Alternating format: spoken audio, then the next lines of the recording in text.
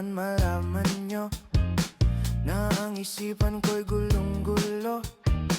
Nagtatanong kung susundan ko siya, dahil ang puso ko ay nabihag niya.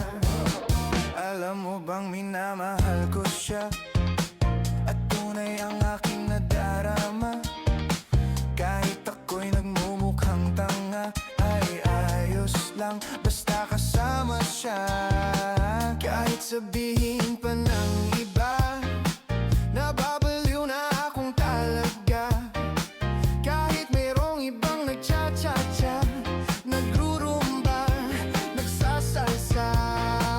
Pwedeng sabihin nyo to sa kanya, ang puso ko'y nahihirapan na. Ano pa ba ang pwede kong gawin na uubra upang maakit siya?